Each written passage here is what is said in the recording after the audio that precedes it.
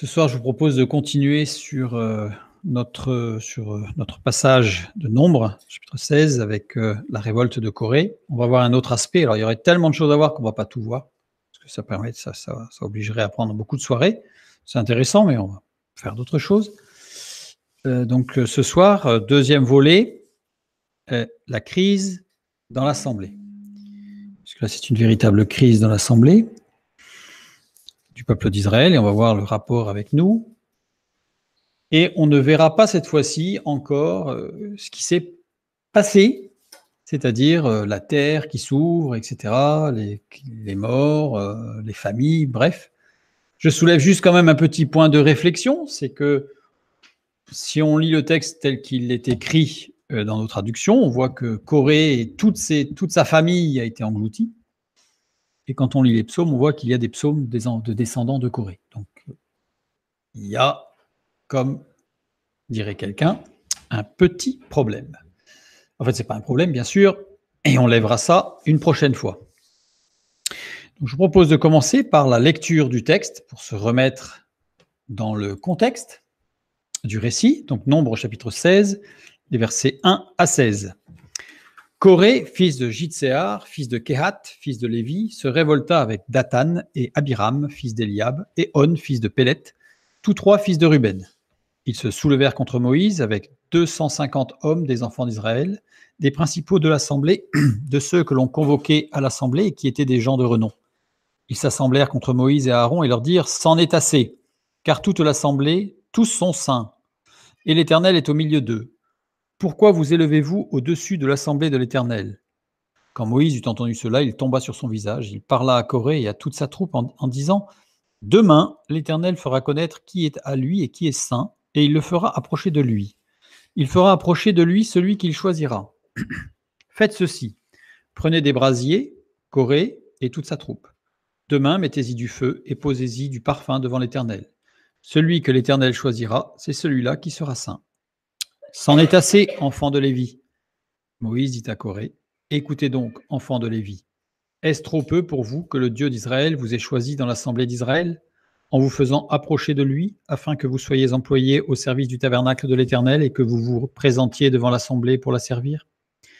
Il vous a fait approcher de lui, toi et tous tes frères, les enfants de Lévi, et vous voulez encore le sacerdoce? C'est à cause de cela que toi et toute ta troupe, vous vous assemblez contre l'Éternel. Car qui est Aaron pour que vous murmuriez contre lui?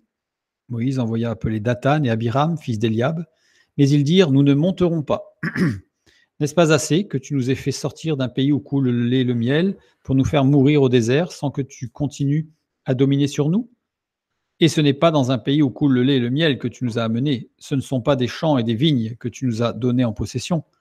Penses-tu crever les yeux de ces gens? Nous ne monterons pas. Moïse fut très irrité et il dit à l'Éternel, n'aie point égard à leur offrande.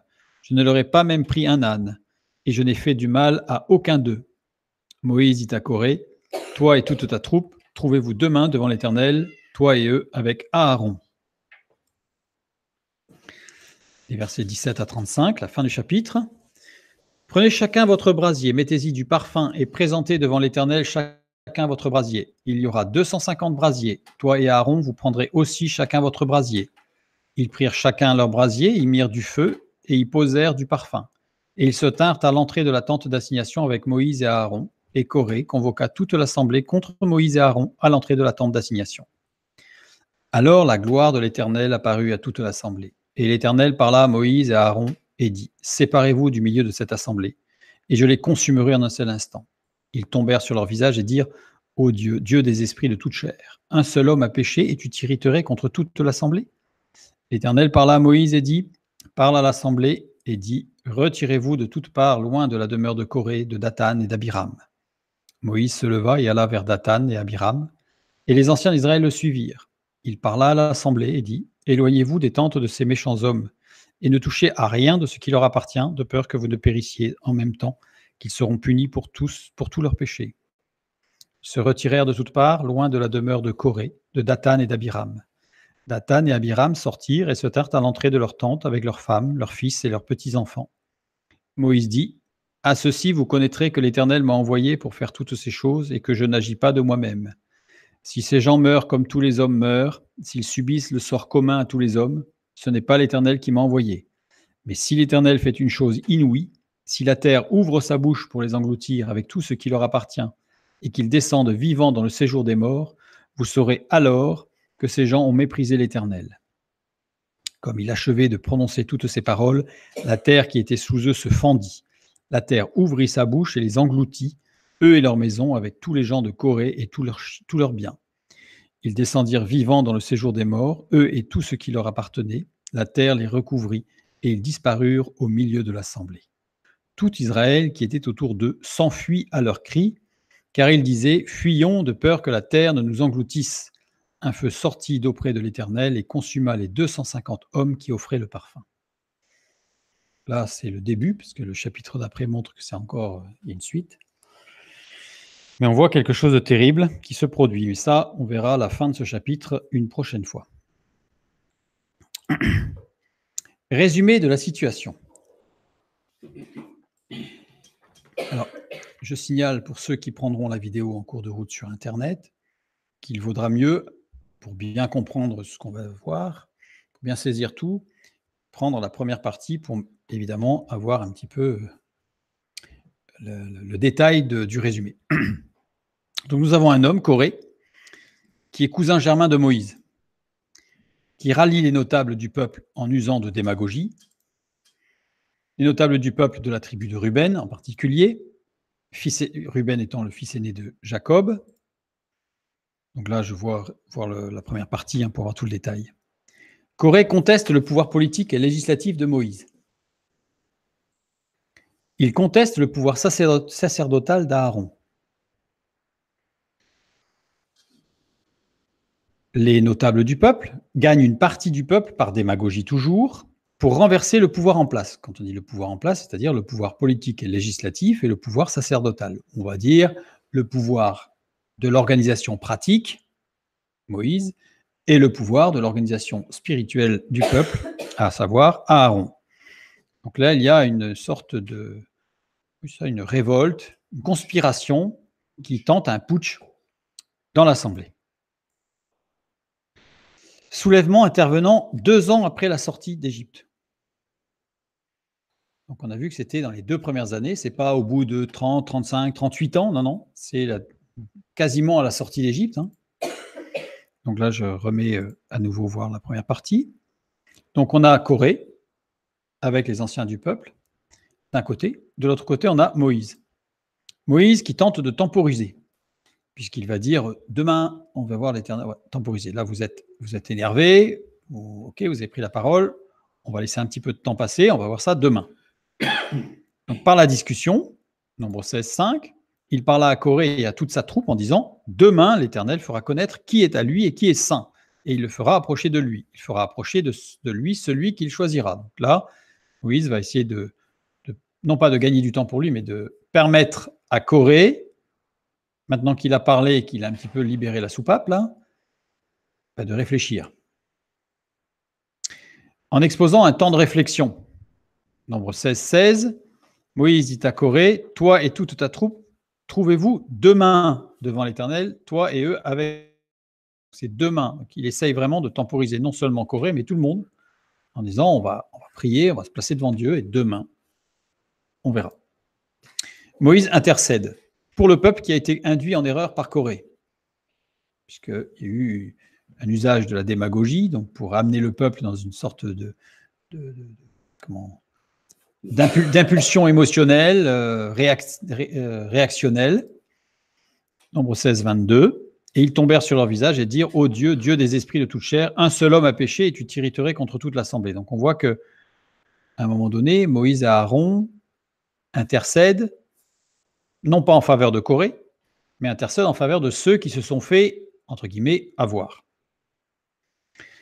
Mais pas pour Coré ni pour Dathan et Abiram, ce qui est exceptionnel, parce que c'est particulier. Ça, on verra aussi peut-être un peu plus une prochaine fois, parce qu'on ne va pas le voir ce soir. Mais d'habitude, on voit Moïse et Aaron qui intercèdent pour Myriam quand elle a la lèpre, on en parlera tout à l'heure, pour d'autres personnes du peuple, à chaque fois, ils intercèdent en demandant à Dieu véritablement, comme Abraham l'a fait pour Lot, etc., en intercédant, sauf cette fois-ci, il ne le fait pas. Et la troisième personne qui va être directement impliquée dans le récit, donc on a Corée et ceux qui le suivent, Moïse, et derrière lui il y aura Aaron, et il y a Dieu bien sûr. Dieu qui intervient pour justifier ses serviteurs. Et il intervient d'une manière très particulière, en multipliant les miracles. C'est-à-dire qu'en fait, il ne va pas intervenir en faisant l'orage, le tonnerre, ou en manifestant un tremblement de terre. Non, il va se manifester et il va, je dirais, valider l'engagement de ses serviteurs, Moïse et Aaron, par plusieurs miracles, avec 4 types de miracles différents. Donc là aussi, on a quelque chose d'exceptionnel, puisqu'on a une sorte de redondance, puisqu'un seul suffisait. Et là, il en met 4. Les interventions de Dieu, donc, au nombre de 4. Au sujet des rebelles, ils sont invités à prendre des encensoirs. Donc, pardon. Donc, ils sont invités, on leur dit, prenez des encensoirs, mettez-y du feu. Ils sont invités à allumer les encensoirs. Or, il y a un précédent de ce type. Il y a déjà eu quelqu'un qui a fait ça. Il y a eu 2 hommes qui ont pris des encensoirs et qui ont amené un feu étranger auprès de l'Éternel. Lévitique chapitre 10, les versets 1 et 2. Les fils d'Aaron, Nabad et Abihu, prirent chacun un brasier, ils mirent du feu et posèrent du parfum dessus. Ils apportèrent devant l'Éternel du feu étranger, ce qui ne leur avait point ordonné Dieu. Alors le feu sortit de devant l'Éternel et les consuma, ils moururent devant l'Éternel. Je rappelle que les événements ici de Corée interviennent à la fin des 2 premières années et que le récit de la marche dans le désert concerne les 2 premières années jusqu'à ce chapitre-là, jusqu'au chapitre 17 de Nombre. Et ensuite, on attaque la fin, la 38e année. C'est-à-dire ce qui se passe entre la 2e et la 38e année est complètement transparent pour nous. Donc ça veut dire que le récit de ce qui s'est passé pour les fils d'Aaron, qui sont morts consumés par le feu de l'Éternel, se passe bien avant le récit de Corée. Donc il y a déjà eu un précédent par rapport au fait de prendre des encensoirs et d'allumer un feu étranger dans les encensoirs. Nombre 16, 35. Un feu sortit d'auprès de l'Éternel et consuma les 250 hommes qui offraient le parfum. Donc ça, c'est la suite. Ça paraît presque logique, ça s'est déjà produit une fois. Et pourtant, Moïse va leur dire, prenez les encensoirs, allumez les encensoirs. Et ils sont tous brûlés sur place. Donc là, on a presque l'impression qu'il y a eu un piège. Alors, on va voir que non, évidemment, surtout venant de Moïse, l'intercesseur. Mais là, il y a une sorte de questionnement. Et Dieu, dans tout ça, c'est lui qui intervient, c'est lui qui va consumer. Donc, il y a bien une intention divine et un miracle. On a donc les rebelles, on a Corée, Dathan et Abiram. La terre s'ouvre et les engloutit avec leurs familles respectives. Donc là, on a le 2e type de miracle extraordinaire, quelque chose qui est quand même hors du commun. Le peuple proteste contre Moïse et Aaron, accuse les leaders de faire mourir le peuple de Dieu. Donc ça, on ne l'a pas lu, mais c'est au chapitre 17. Nombre 16, 45, nous lisons « Retirez-vous du milieu de cette assemblée et je les consumerai en un instant. » Et ils tombèrent sur leur visage. Donc là, on a Moïse et Aaron qui vont intercéder. Et au verset 49, nous lisons « Il y eut 14 700 personnes qui moururent de cette plaie, outre ceux qui étaient morts à cause de Corée. » Non, c'est à ce moment-là. À ce moment-là, il y a eu 14 700 personnes qui sont mortes à cause d'une plaie. On verra ça la prochaine fois. Et donc, il y a bien eu un miracle encore de Dieu, avec le texte qui dit que Aaron s'est mis entre les vivants et les morts pour arrêter la plaie, etc. Mais ça, on verra ça une autre fois. Mais c'est un 3e miracle de Dieu. Et les princes des tribus, nombre 17, 2, parle aux enfants d'Israël et prend d'eux une verge selon les maisons de leur père, soit 12 verges de la part de tous leurs princes, selon les maisons de leur père. Tu écriras le nom de chacun sur sa verge, sur un morceau de bois mort. Donc on connaît le récit, ils ont été plantés dans la tente de Dieu. Et au verset 8, nous lisons « Le lendemain, lorsque Moïse entra dans la tente du témoignage, voici, la verge d'Aaron, qui n'a qu'une, pour la maison de Lévi, avait fleuri, elle avait poussé des boutons, produit des fleurs et mûri des amandes. » Donc, c'est-à-dire qu'en une nuit, non seulement elle avait fait racine, mais il y était poussé des feuilles, des fleurs des fruits. Donc on a le 4e miracle extraordinaire, quelque chose de tout à fait inouï, qui se produit. Donc on voit que Dieu, ici, lors de cet événement, a agi de façon, je dirais, insistante. Revenons rapidement sur les origines du conflit. Et on va faire une digression assez longue, mais pour expliquer quelque chose de très très particulier et qui nécessitera quelques explications.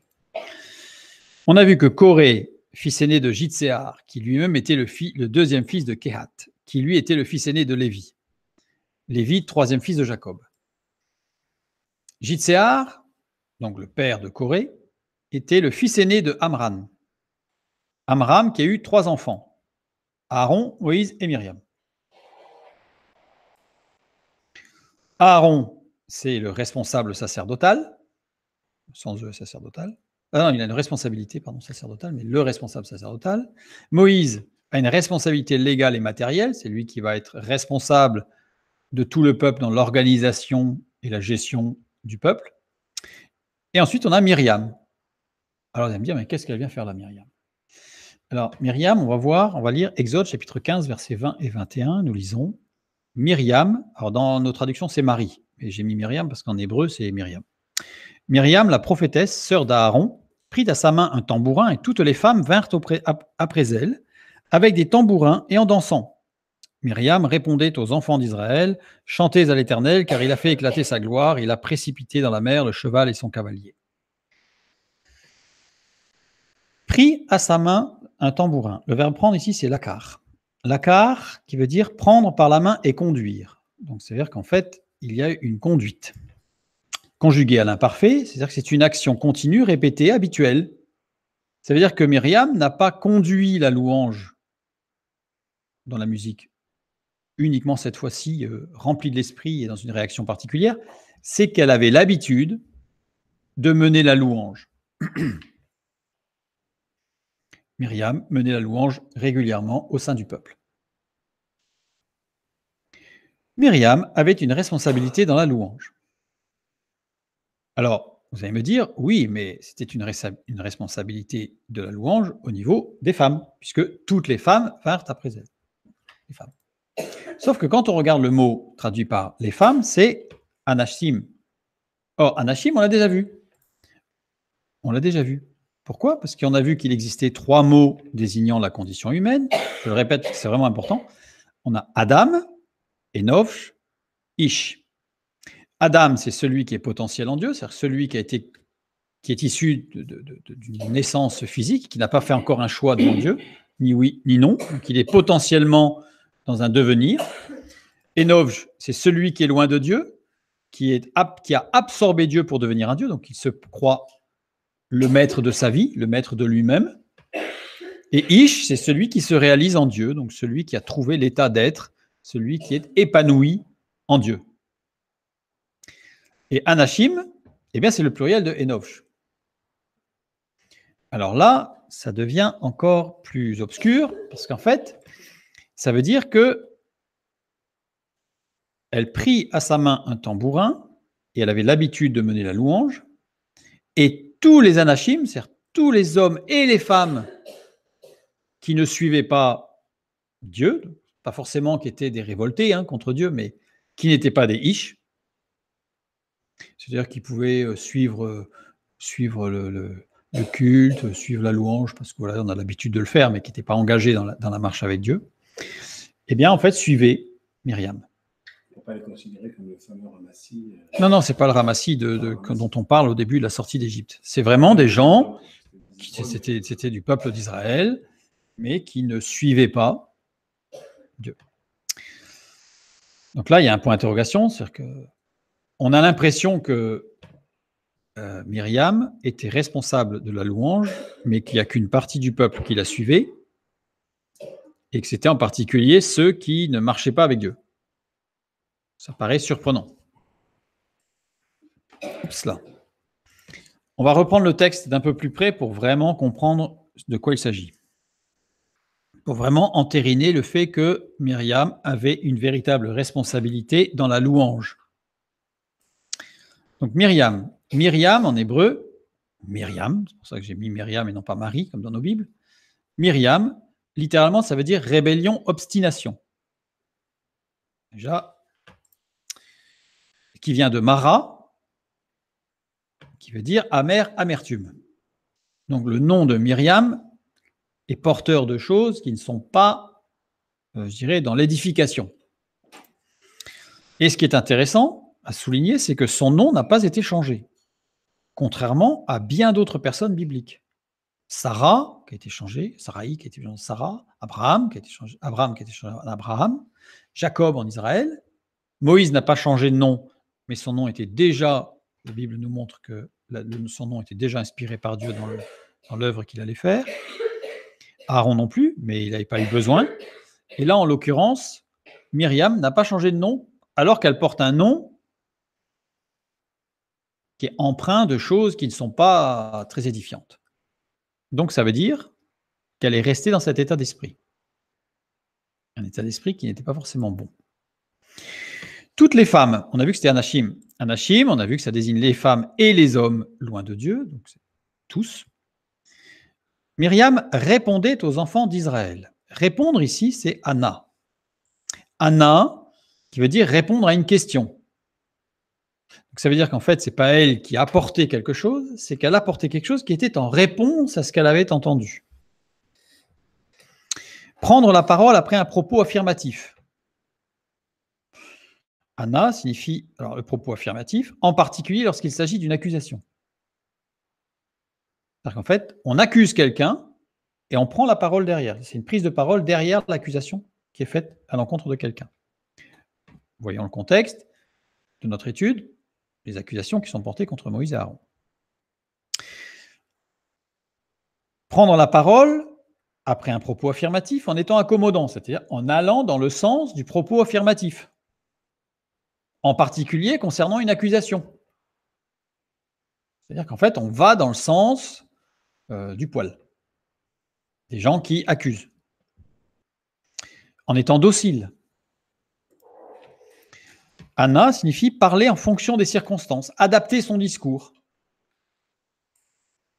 répondre en participant. Quand on rajoute un peu de l'eau au moulin, on met son petit grain de sel. Aux enfants d'Israël, c'est pas écrit aux enfants d'Israël, c'est écrit Lechem. Lechem. Lechem, qui littéralement signifie à eux. Et qui c'était eux? C'était les Anachim.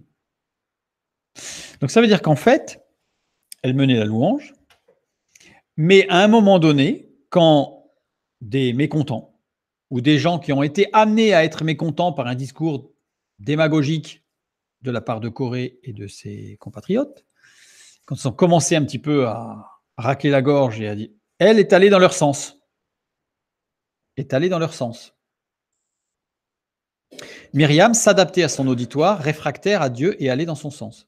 C'est-à-dire, en fait, quand je dis réfractaire, ce n'est pas forcément des gens qui levaient le poing contre Dieu. Là, on voit bien, ils n'ont pas levé le poing contre Dieu, ils ont levé le poing contre Moïse et Aaron. En abordant des sujets, on l'a vu dans la première partie, la dernière fois, en abordant des choses qui sont raisonnablement justes.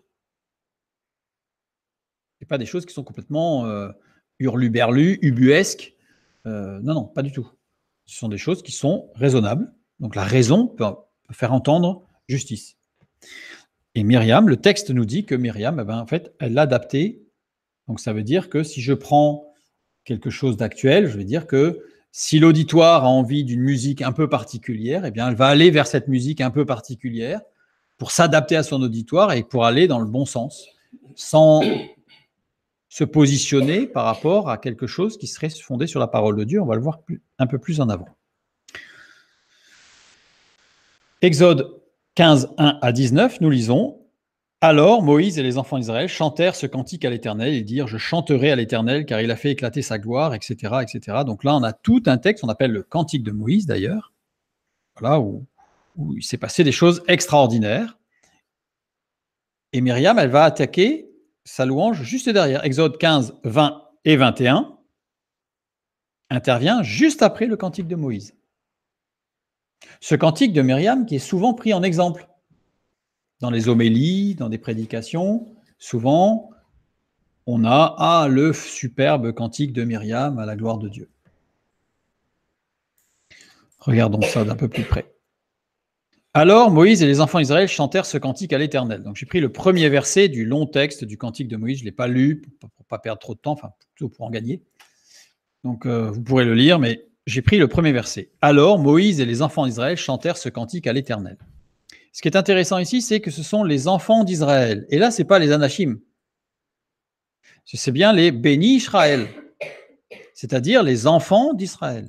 Or, Israël, le sens réel et littéral du mot Israël, c'est Dieu sera le roi. Donc, les enfants de Dieu sera le roi.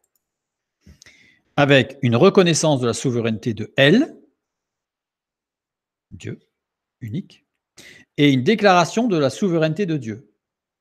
Donc, une profession de foi. La confession de foi étant quelque chose de personnel dans la prière avec Dieu, et la profession de foi étant quelque chose de public. Donc les enfants d'Israël, c'est ceux qui publiquement reconnaissaient Dieu comme roi.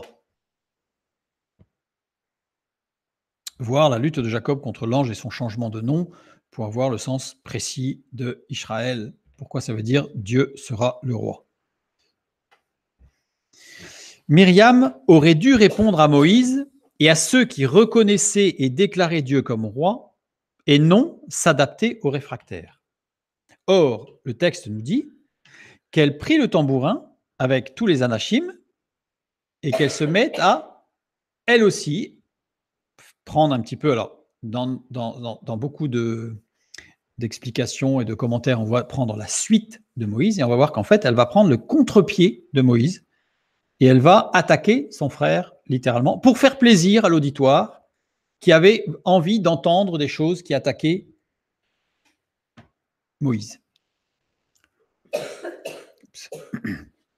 Comparons le cantique de Moïse et des enfants d'Israël, béni Israël, et celui de Myriam.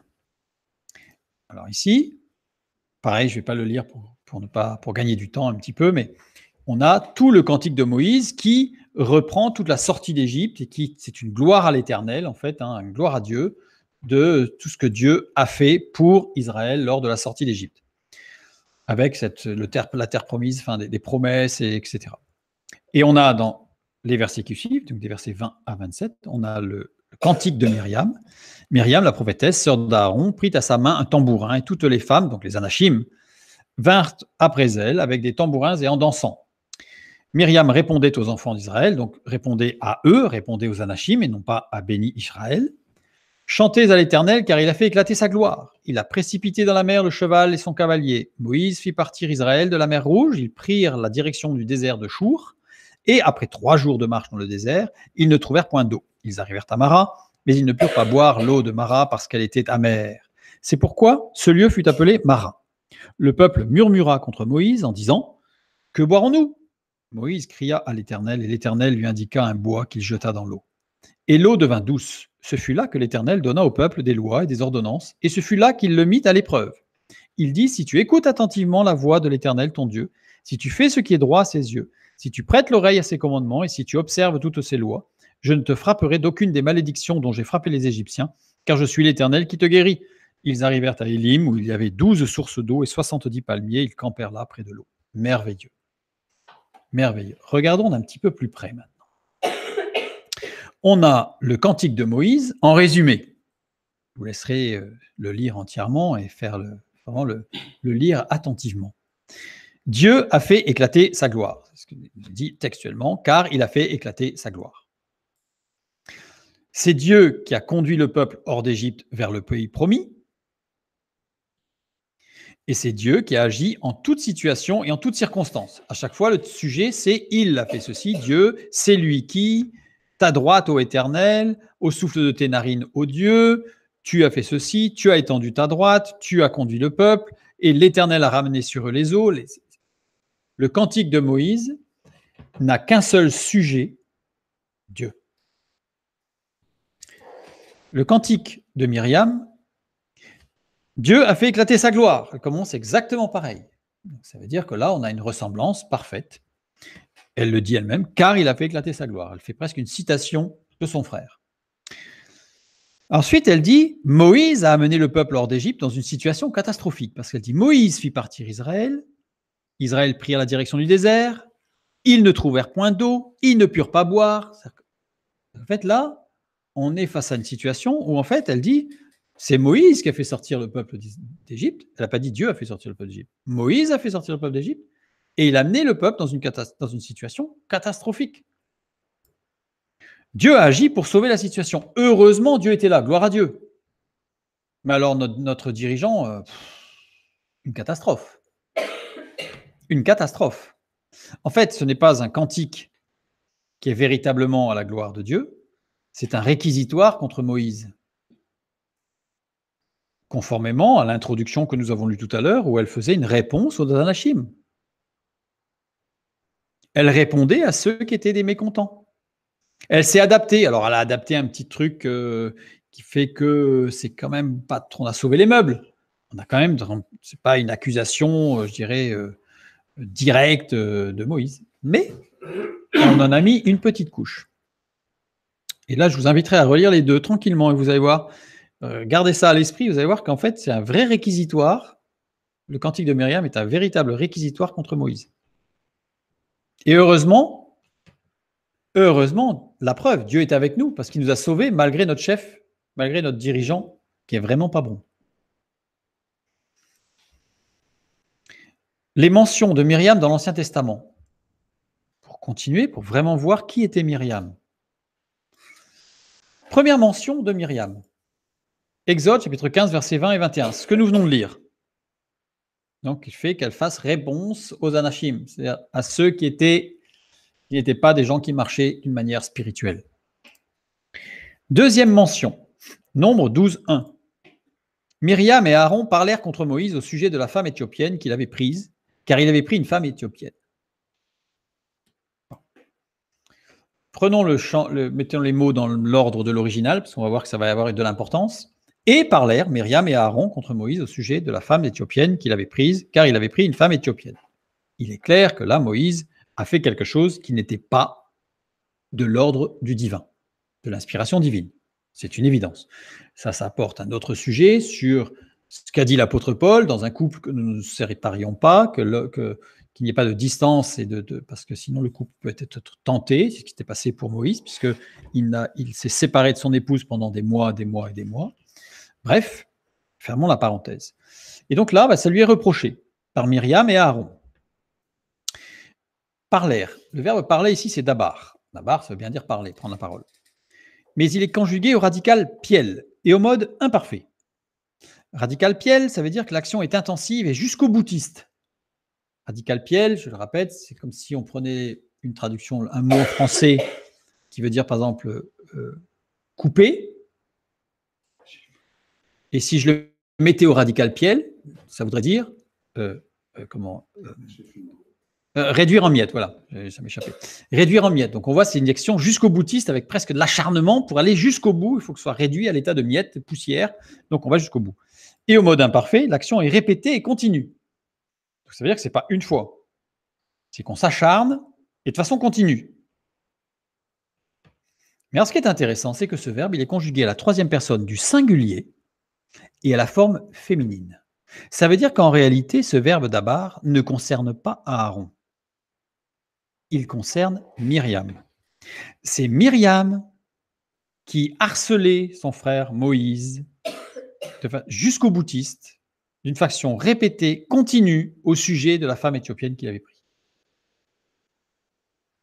Et Myriam a entraîné son frère Aaron par ses discours incessants et jusqu'au boutiste, je dirais démagogiques, une fois de plus, en jouant sur les aspects sentimentaux, sur l'aspect aussi, mais tu te rends compte, c'est contre les lois de Dieu, etc. Puis on en rajoute, et puis on insiste, jusqu'au moment, évidemment, où on va amener avec soi des gens qui vont se dire, oui, c'est vrai, ce que tu dis, c'est vrai. C'est vrai. Sauf que, elle n'avait pas à agir comme ça. Donc on voit, dans ce texte, Nombre chapitre 12, deuxième mention de Myriam, comment était Myriam. Ça veut dire qu'en fait, Moïse dans l'affaire avec Corée. Non seulement il était en face d'un cousin germain, mais il avait contre lui aussi sa sœur. Conflit familial au sein même de l'Assemblée, ce qui rend les choses beaucoup plus épineuses et difficiles. Raison pour laquelle seule Myriam eut la lèpre. Parce que quand on prend le texte, Nombre 12, 10, la nuée se retira de dessus la tente, et voici, Myriam était frappée d'une lèpre blanche comme la neige. Aaron se tourna vers Myriam, et voici, elle avait la lèpre. Et pas Aaron. Quand on lit le texte, comme ça en français, Myriam et Aaron parlèrent contre Moïse, et puis il n'y a que Myriam qui a la lèpre. Il y a quand même un ressenti d'injustice. Mais quand on prend le texte tel qu'il est écrit de manière originelle, il n'y a aucune injustice. C'est-à-dire, celle qui a mené la danse, sans jeu de mots, c'est le fait qu'elle prenne le tambourin, mais celle qui a mené la danse, c'est Myriam. Myriam a subi les conséquences, a assumé la responsabilité de ce qu'elle a fait.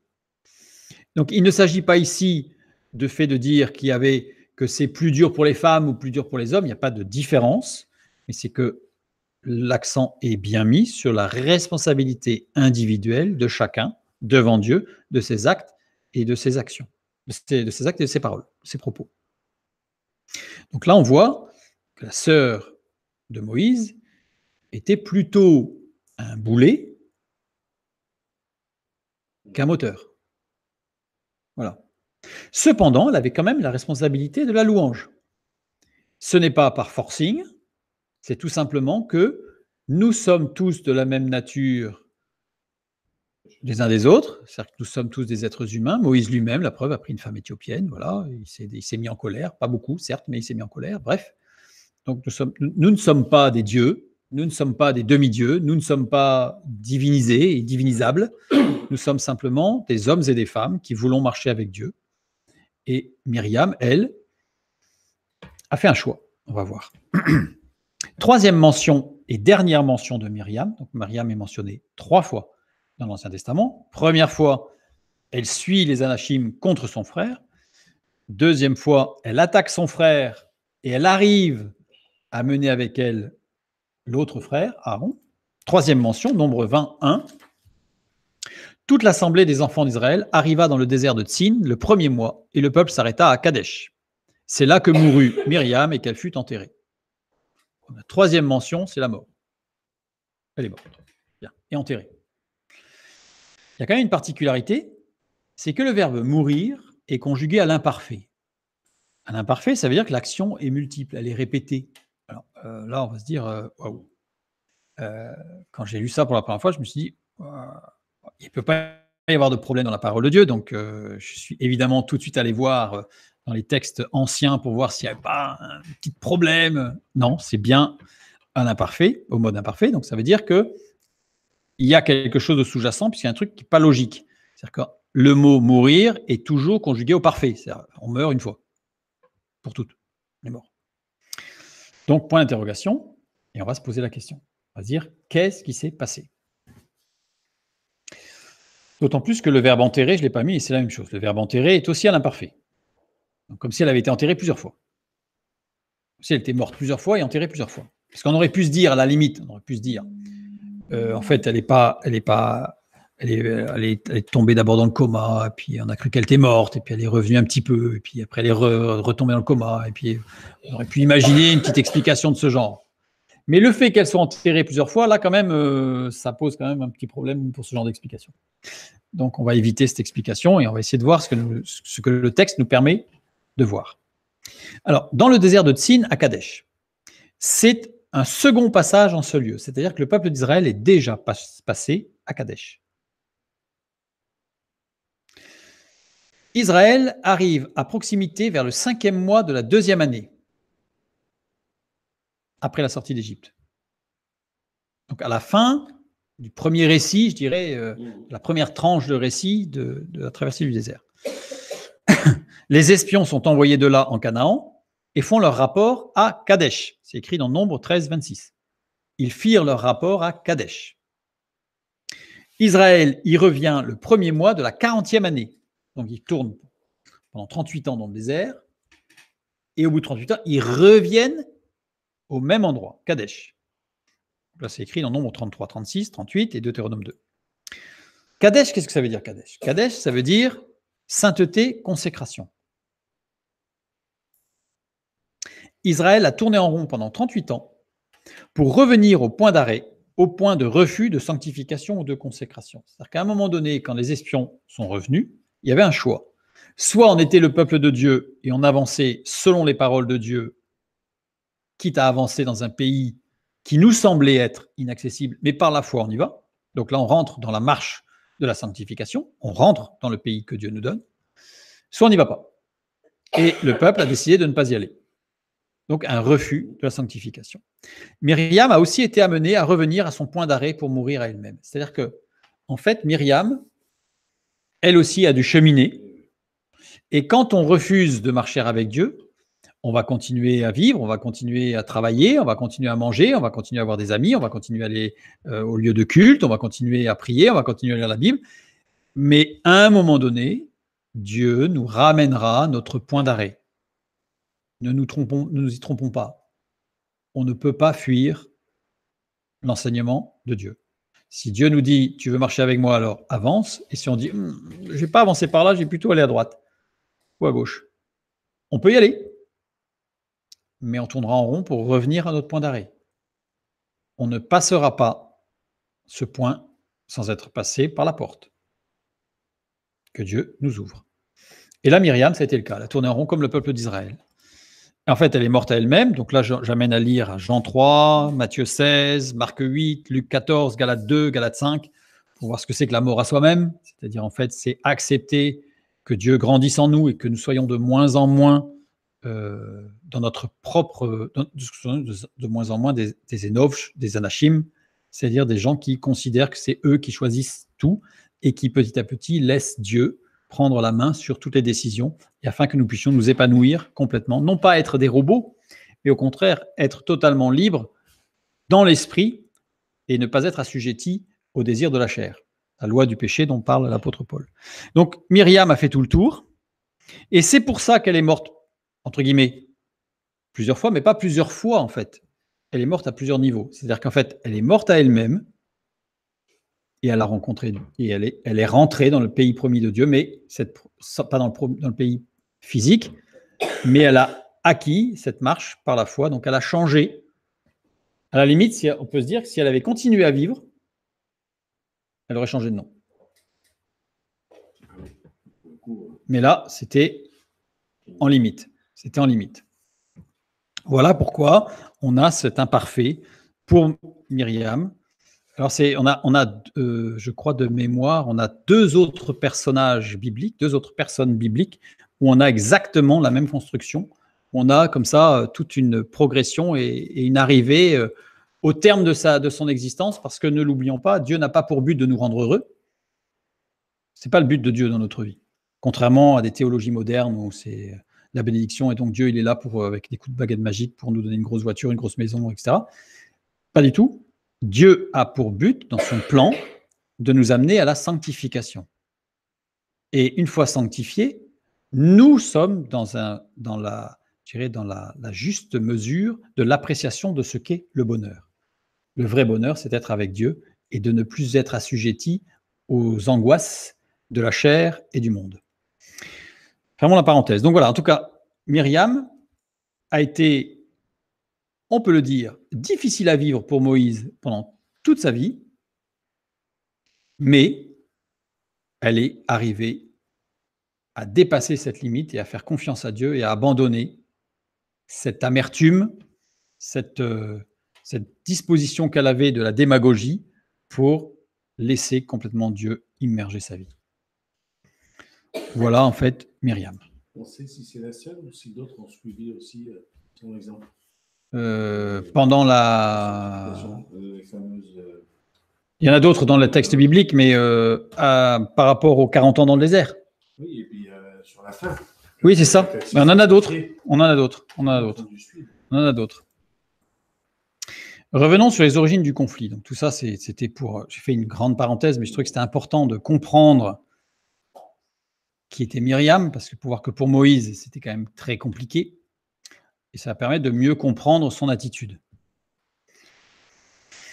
Donc on avait vu, j'ai remis là au top, voilà, on avait vu qu'il y avait Myriam avait une responsabilité dans la louange, mais que cette responsabilité, elle l'a mal utilisée. C'est-à-dire qu'à un moment donné, elle l'a utilisée d'une manière détournée pour aller dans le sens de sa propre vision des choses, mais qui n'était pas spirituelle, et d'aller dans le sens de ceux qui ne marchaient pas avec Dieu. Donc on a vu que c'était les anachim, désignent les hommes et les femmes, loin de Dieu. Myriam s'adaptait à son auditoire, indiscipliné et insoumis à Dieu, et allait dans son sens. C'est ce que nous avons vu. Question circonstancielle, c'est-à-dire que là, je fais une petite parenthèse juste sur cette diapositive pour éviter des questions ou des prises de position. Le problème venait-il du fait que Myriam était une femme et qu'elle n'aurait pas dû mener la louange? C'est une question dans l'organisation des assemblées qui revient régulièrement. Donc, je pose la question ouvertement et on va y répondre clairement. Exode chapitre 15, verset 20. Myriam, la prophétesse, sœur d'Aaron, prit à sa main un tambourin et toutes les femmes vinrent auprès d'elle. On a vu que c'était les anachim. Elle est appelée la prophétesse. Prophétesse, Nébiya. Nébiya, les deux premières lettres, Nun Beit, désignent l'inspiration divine.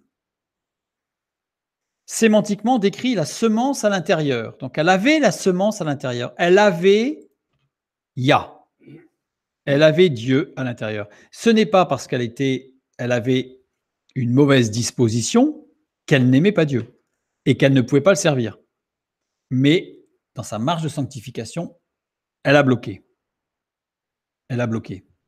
Donc le problème, Myriam était remplie de l'esprit en tant que responsable de la louange. Là-dessus, le texte biblique est clair.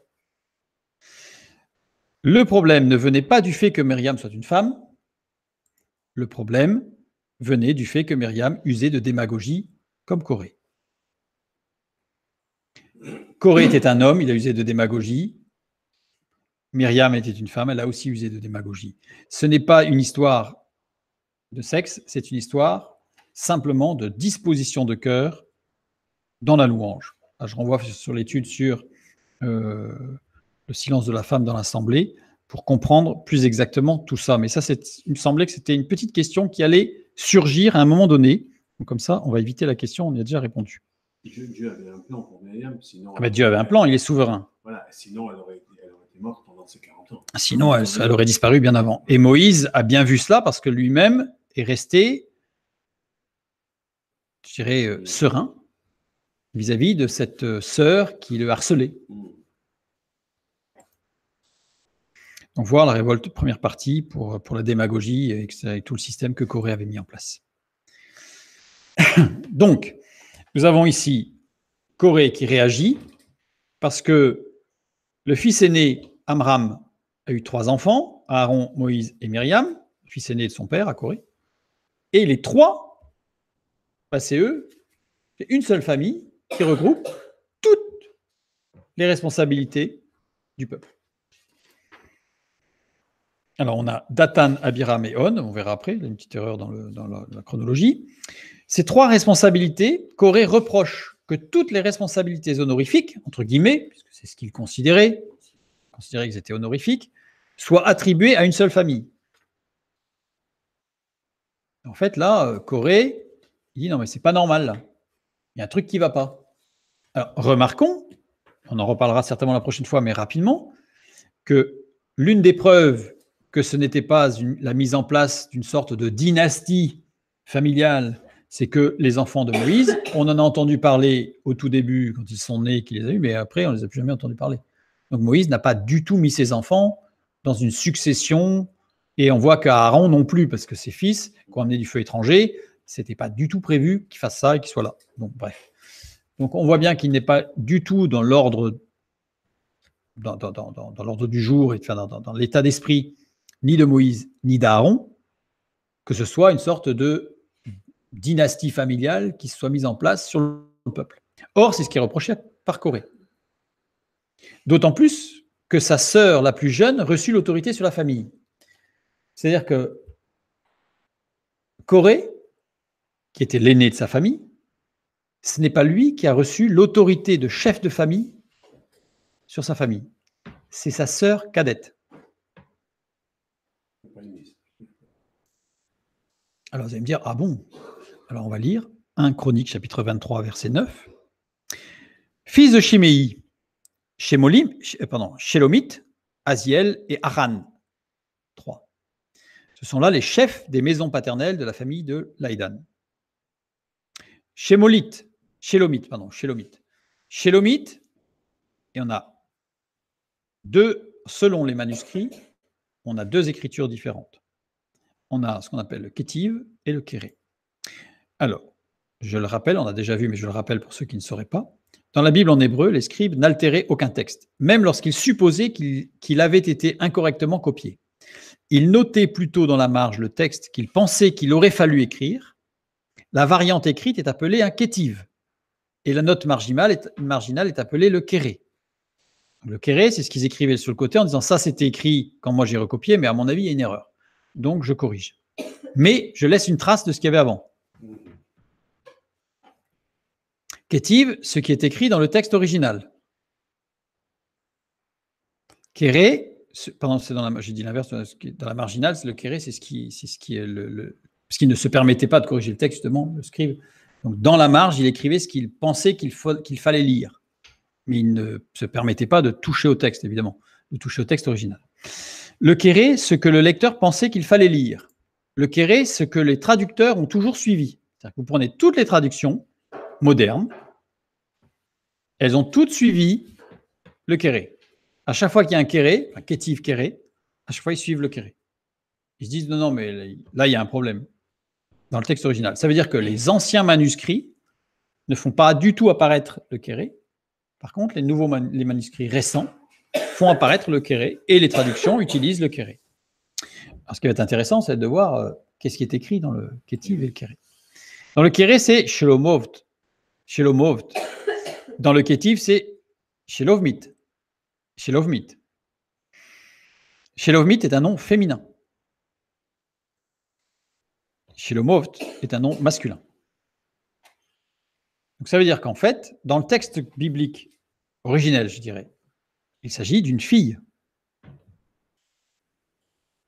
qui a été corrigée en disant non, mais ça ne devait pas être une fille, ça devait être un garçon.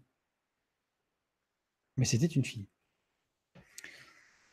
Et dans 1 Chronique 23, 18, donc quelques versets plus loin, qu'est-ce que nous lisons?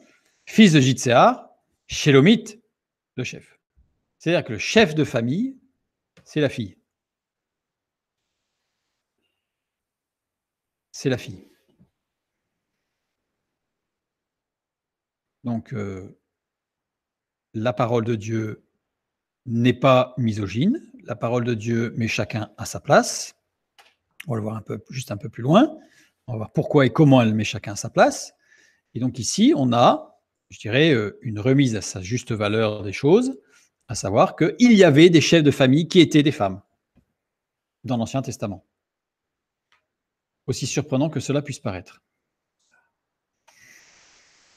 Donc Corée, lui, il reproche à Moïse, à Aaron, Myriam, attendez, on est cousins, mais enfin, vous cumulez tous les postes là. Vous faites cumul de mandats dans la famille là, et vous ne pourriez pas en laisser un peu aux autres.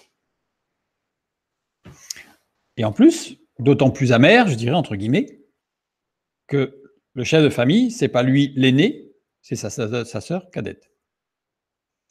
Donc là, il l'avait encore plus mauvaise. Et je ne l'ai pas mis, mais il se rajoute que dans un autre cas, on a encore un cousin qui va avoir des responsabilités sacerdotales, et donc c'est pas lui. Ça va être encore un cousin, donc lui, à chaque fois, il passe à côté. Nous avons vu qu'il y avait donc Corée, mais qu'il y a aussi Dathan, Abiram et Oron, qui sont des petits-fils de Ruben. Ruben, qui était fils aîné de Jacob, et ces 3 petits-fils de Ruben n'acceptent pas la perte du droit d'aînesse de Ruben et de ses descendants. Il y a tout un récit qui explique pourquoi Dieu a dit « Ruben, tu es l'aîné, mais avec ce que tu as fait là dans la famille, parce qu'il a fait quelque chose d'horrible, et tu perds ton droit d'aînesse, et donc tes descendants n'auront pas la primauté, je transfère le droit d'aînesse. » Et donc là, les 3 petits-enfants de Ruben eh bien, n'acceptent pas ça et réclament que soit rétabli le droit d'aînesse. Donc en fait, ils sont en dehors de ce que Dieu établit, dans une sorte de logique que la raison appellerait être juste, puisqu'il y a des choses qui sont établies, il faut faire les choses comme la raison l'entend. Ils usent tous de démagogie pour rassembler autour d'eux les mécontents du peuple, les anachim, et même les enfants d'Israël, bénis Israël si possible. Là, je renvoie vers l'étude sur la première partie. Démagogie en faisant prévaloir la raison et les émotions sur la foi et l'inspiration. Enfin, non, mais sérieux, il faut être raisonnable quand même. Il faut être raisonnable. Je ne sais pas si vous est déjà arrivé, moi ça m'est déjà arrivé d'entendre parler des gens qui vous parlent de la parole de Dieu de façon extraordinaire, on a l'impression que c'est des leaders, c'est des vraies locomotives. Et à un moment donné dans le discours, dès qu'on leur présente certaines choses de la parole de Dieu, ah non, oui, mais enfin, il faut être raisonnable. Comme si la parole de Dieu n'était pas raisonnable. Et heureusement que ces gens-là ont une raison supérieure à celle du Saint-Esprit pour pouvoir dire non, ce texte-là, il faut balayer un petit peu parce que c'est pas raisonnable. Bref, eh bien eux, c'est ce qu'ils font. Et ça, aujourd'hui, malheureusement, dans beaucoup d'églises, dans beaucoup de milieux chrétiens, eh bien en fait, on retrouve ce discours. Genèse chapitre 1, non, faut être sérieux quand même. Faut être sérieux. Parce que le Saint-Esprit n'est pas sérieux peut-être. Bref. Et bien d'autres passages, bien sûr. Donc ça me rappelle le fait d'user de démagogie vers les anachim. Alors vers les anachim, la démagogie, ça marche à tous les coups. Ça marche à tous les coups, parce que celui qui n'est pas ancré dans la parole de Dieu et dans la vie de l'esprit, il se laisse propulser, pousser, tirer, rattraper, freiner, accélérer, bref, par ses émotions. Pour un peu qu'on rajoute un peu, à l'époque, il n'y avait pas même une petite image tristounette, là, qui est terrible, qui peut être terrible, l'image, mais qui vient renforcer un aspect démagogique derrière. C'est parti. Matthieu 24, 24. Car il s'élèvera de faux Christ et de faux prophètes. Ils feront de grands prodiges et des miracles, au point de séduire, s'il était possible, même les élus. Juste pour information, on le verra peut-être une autre fois, mais prophète, souvent quand on dit à quelqu'un, c'est quoi un prophète? C'est quelqu'un qui annonce l'avenir. Bibliquement, non. Un prophète n'est pas assimilable à un devin. Un prophète, c'est quelqu'un qui, de la part de Dieu, donne un éclairage sur l'avenir pour permettre à ceux à qui il s'adresse de dire attention, danger, là, là et là. Ce n'est pas du tout la même chose. C'est pour ça que certaines personnes bibliques sont appelées des prophètes alors qu'on ne les voit pas annoncer l'avenir. On ne les voit pas annoncer l'avenir. Jean-Baptiste est appelé un prophète. Pourtant, Jean-Baptiste, on ne le voit pas trop annoncer l'avenir. Mais il n'annonce pas l'avenir. Il donne un éclairage extraordinaire sur des événements à venir qui permettent à ceux qui l'entendent et qui l'acceptent par le Saint-Esprit d'être mis au courant de dangers. Voilà, fermons la parenthèse. Donc ici, prenons garde à ceux qui nous donnent des éclairages faux avec des filtres. C'est-à-dire qu'en fait, la lumière, il y a quand même un éclairage, mais il y a un filtre, ce qui fait que l'éclairage n'est pas juste, il n'est pas sain. L'action menée contre Moïse et Aaron. Donc on a vu tout ce qui se fomentait, par qui, comment, quel était l'état d'esprit. Il existe 3 types de tribunaux. On va voir que c'est très important. 3 types de tribunaux. Ces tribunaux ont été établis, j'ai failli le faire parce que ça aurait été trop long, puis pas forcément intéressant, par Moïse lui-même, sous le conseil de Jéthro, son beau-père, dont on va parler tout à l'heure, un petit peu. Il existe un tribunal composé de 71 sages, qu'on appelle le Grand Sanhédrin, siège à Jérusalem dans le temple. Donc là, ça veut dire que dans le désert, il n'y en avait pas. Un tribunal composé de 23 sages, qu'on appelle le Petit Sanhédrin. Donc, terminologie, les noms, c'est les terminologies qui sont apparues tardivement, bien sûr. Il y en a un dans chacune des capitales tribales, c'est-à-dire que chaque tribu et chaque ville principale dans chaque tribu avait son propre petit Sanhédrin, supervise les autres tribunaux de son territoire, seul habilité à prononcer des peines capitales, peine de mort. conformément à la parole de Dieu, bien sûr. Hein, toujours, évidemment, à chaque fois, c'est un appui sur les textes bibliques et sur la législation du Lévitique et du Deutéronome en particulier. Et il existe un tribunal composé de 3 sages. Alors, ce n'est pas le petit Sanhédrin, là, il y a une erreur, il faut l'enlever, ça. Il n'y a pas de petit Sanhédrin, c'est un composé de 3 sages, il n'a pas de nom. C'est vraiment pour les petits tribunaux, pour les affaires courantes, sachant que s'il y a un souci, ça remonte au petit Sanhédrin, et s'il y a vraiment un souci, ça va remonter au grand Sanhédrin. Ça a été défini dans les 2 premières années. Ça a été défini dans les 2 premières années par Moïse sous le conseil de Jéthro, parce que Moïse faisait tout et que la charge était trop importante. Les révoltés étaient 250, c'est ce que nous dit le texte biblique que nous avons lu. 250, plus Dathan, Abiram et Coré, ça fait 253. Je n'ai pas compté On, fils de Pélet. Lui, il suivait Abiram et Dathan. Pourquoi ? Parce qu'il n'a pas été appelé par Moïse. On voit qu'il fait partie des 3 au tout début du texte, et ensuite il n'y est plus. Et quand à un moment donné, il y a vraiment des échanges un petit peu musclés avec Moïse, il n'est plus là, lui. En fait, lui, c'était un suiveur. Il ne faisait pas partie de ceux qui vraiment étaient hargneux vis-à-vis de Moïse. Donc, ils étaient 253. Les révoltés, qui étaient 250, représentaient 11 tribus. Ils ne représentaient pas la tribu de Lévi, puisqu'elle était considérée comme cible. Elle était accusée, parce que la tribu de Lévi était représentée par Aaron, chef. Moïse, Lévite aussi. Coré était de la famille de Lévi, mais il était tout seul. Les principaux, les princes, il n'y avait pas de la famille de Lévi, puisque les princes de la famille de Lévi, c'était Aaron. Donc il n'y avait bien que 11 tribus. 253 divisé par 11, ça fait 23. Ça veut dire qu'en fait, sous-entendu, dans le texte, il y avait 23 sages par tribu qui venaient attaquer de renom, qui sont venus attaquer Moïse. Ça veut dire quoi ? C'est-à-dire que sous-entendu, ils se préparaient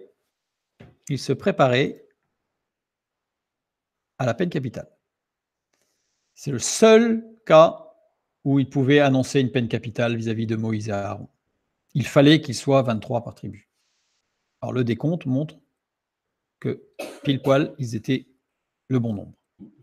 Donc, ça veut dire que sous-jacent, leur intention était très, très négative.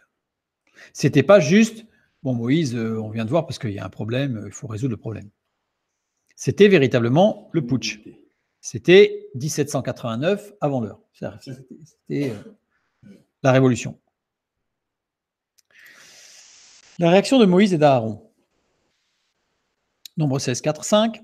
Quand Moïse eut entendu cela, il tomba sur son visage. Il parla à Coré et à toute sa troupe en disant « Demain, l'Éternel fera connaître qui est à lui et qui est saint, et il le fera approcher de lui, et il fera approcher de lui celui qu'il choisira. » Il tomba sur son visage. Nafal. Nafal qui est différent de Shacha. Shacha, ça veut dire se prosterner, s'abaisser devant un supérieur. Or là, ça veut dire s'écrouler, s'effondrer. Ça veut dire qu'en fait, Moïse là ne s'est pas courbé devant Coré qui disait oh, chef de la troupe, j'ai peur de toi, etc. Moïse n'avait pas peur de Coré. Mais Moïse s'est effondré.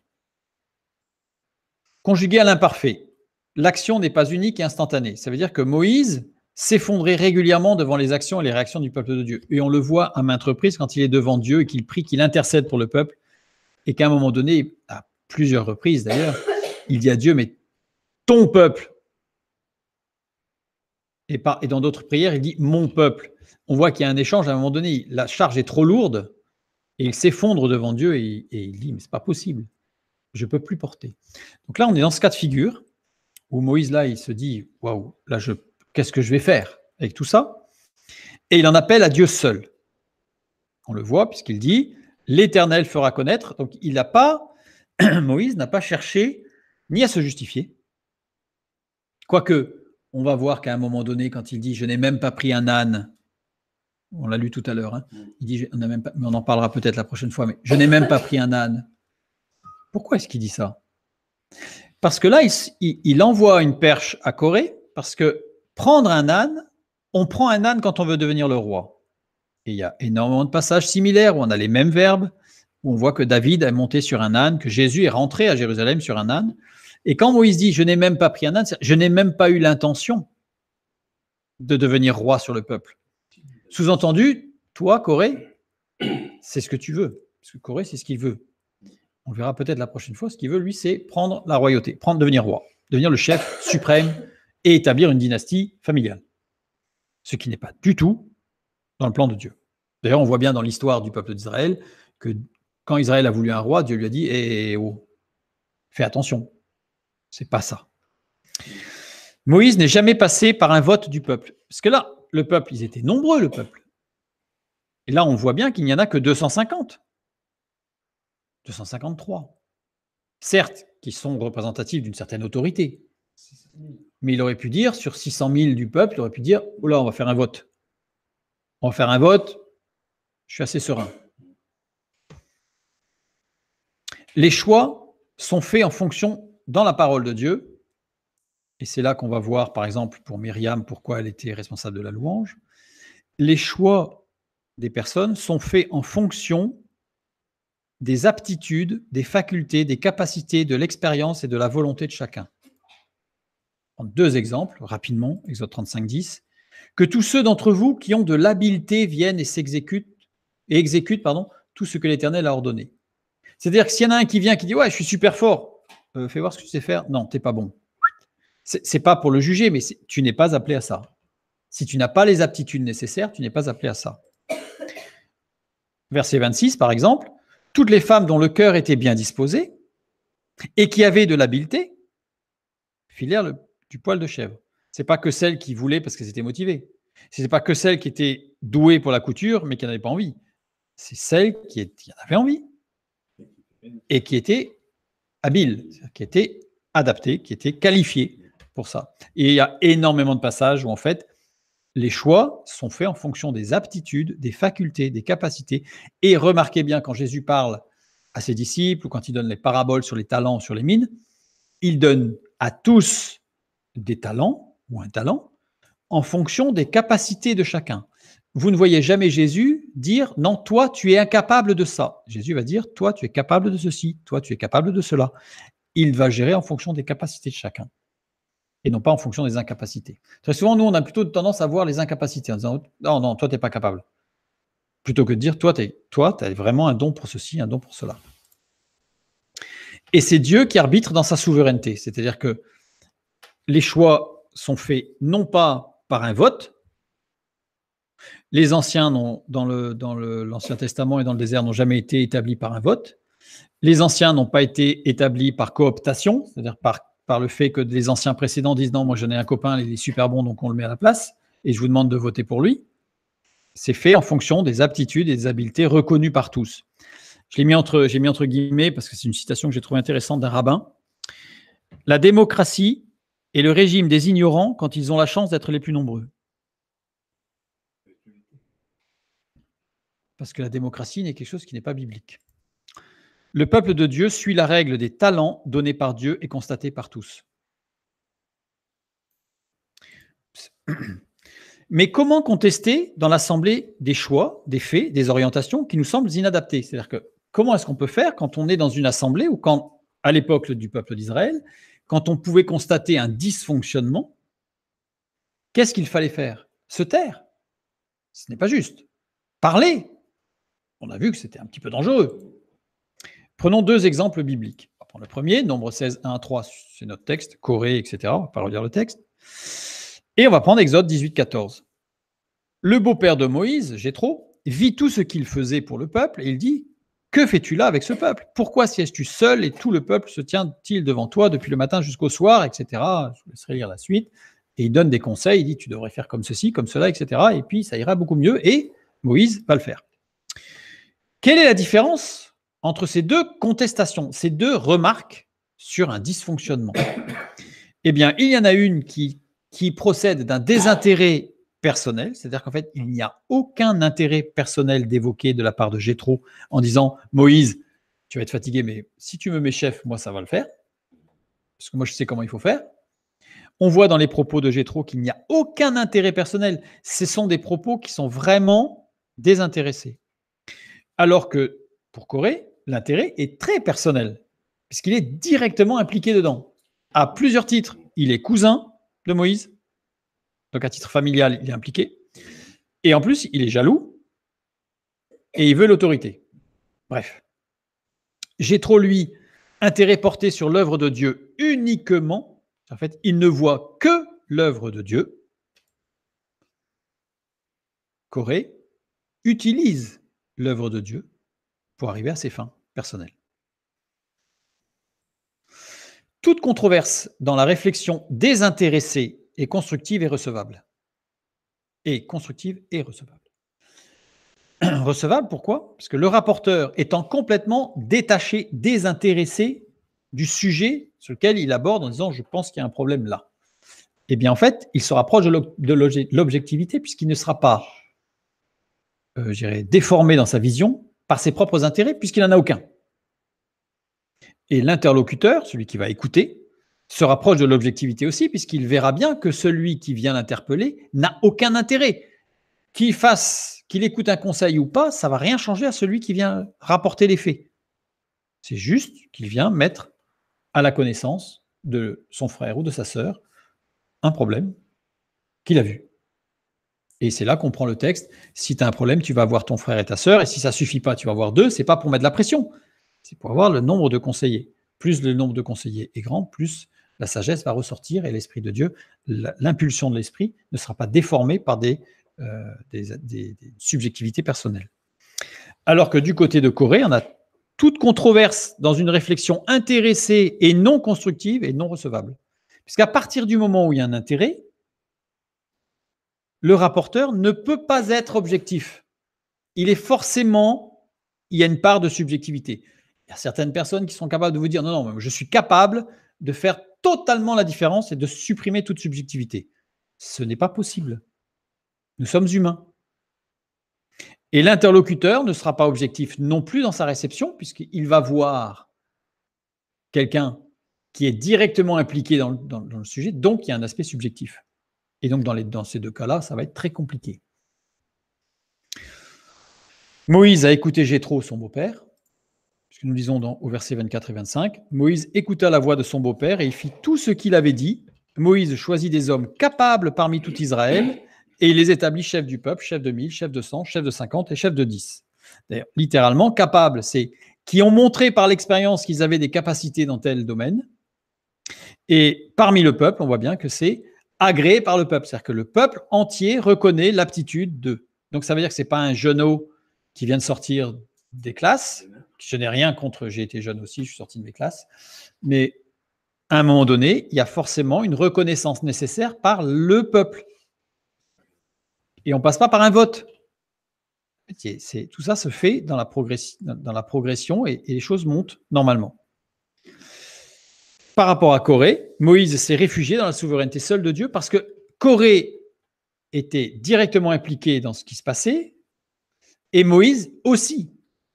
Donc, dans ce cas-là, Moïse n'est pas intervenu directement parce qu'il était familialement engagé. Donc, rentrer dans un combat familial aurait entraîné des éclaboussures de partout, des choses nauséabondes, des choses difficiles qui n'auraient abouti à rien.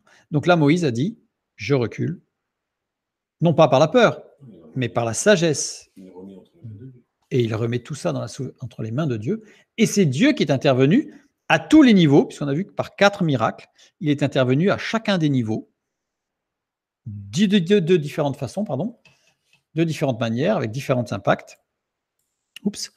Le tabernacle, alors, voir un petit peu le fonctionnement rapidement, parce que ce n'est pas le sujet, mais c'est la dernière diapositive.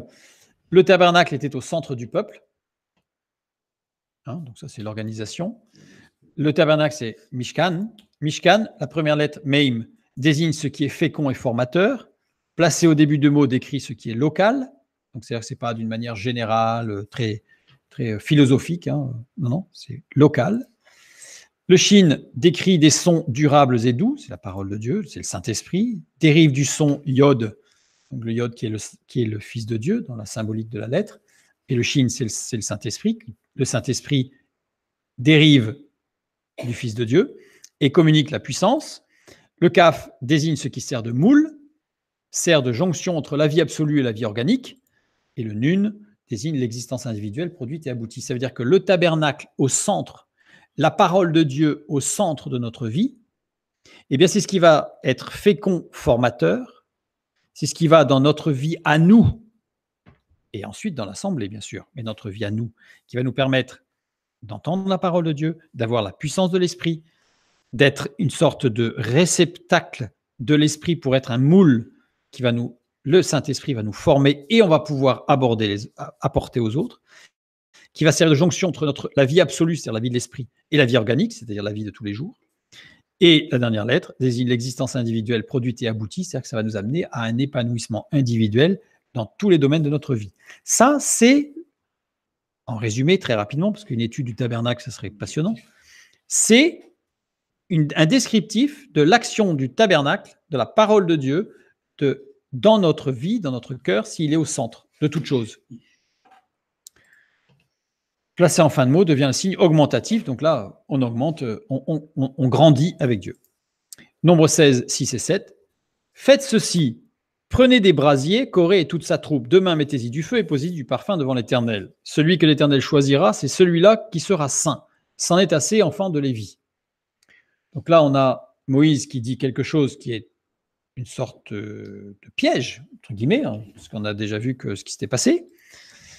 Moïse a amené des contestataires à agir avec un dilemme. Agir conformément à la parole de Dieu, c'est-à-dire, si on prend Lévitique 10, c'est-à-dire on a lu les fils d'Aaron qui ont amené du feu étranger, etc. Donc, s'ils avaient... Là, c'était pour les... En fait, il les amène devant un dilemme, c'est est-ce que j'agis selon la parole de Dieu et je ne fais pas ce qu'on me demande parce que là, il y a un truc qui ne va pas. Ce n'est pas conforme à la parole de Dieu. Je me positionne. Ou est-ce que je ne prends pas... J'agis sans considérer la parole de Dieu. J'amène les encensoirs et je mets le feu. Donc Moïse, impulsé par l'Esprit bien sûr, a amené chacun à se positionner lui, et non pas en groupe, lui-même, personnellement. Et c'est cette action, cette profession, confession c'est quelque chose de personnel devant Dieu, profession c'est quelque chose que l'on fait publiquement. Donc c'est cette profession que le peuple sera amené à prendre. C'est grâce à cette profession que le peuple va devoir prendre position. Ça, on le verra la prochaine fois. On verra la prochaine fois. Il y a eu les 14 000, pourquoi, etc. Parce qu'il y a des raisons, etc. Ce sont ceux qui se seront positionnés face à cette profession de foi. Ils disent, oh là, mais attends, là, ils font un truc qui ne va pas là. Et donc, chacun devra se positionner personnellement devant Dieu, dans une confession, puis une profession. La répartition des 14 000, après, on sait de quelle manière ils étaient répartis Non. dans les... Non, il y en avait 14 000. On ne sait pas comment ils s'étaient répartis. Donc, tout ça pour montrer que la crise au sein de l'Assemblée est gérée d'une façon très simple, par un principe biblique très simple, qui est la réceptivité de la parole de Dieu au centre. À partir du moment où on est impliqué, on ne réagit pas, mais on se place sous la souveraineté de Dieu et on prie. Dieu va susciter des prophètes. C'est l'objectif du prophète. Le prophète, c'est celui qui se lève et qui n'est pas directement impliqué, mais qui apporte l'éclairage, comme Nathan pour David, comme beaucoup de personnes, hein, Samuel, etc., qui ont agi et qui sont intervenus par l'Esprit pour donner un éclairage sur une situation donnée. Ce sont des prophètes pour permettre une réaction.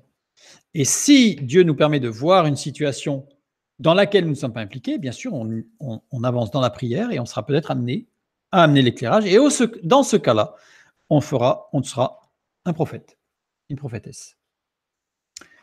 Que Dieu vous bénisse et à bientôt.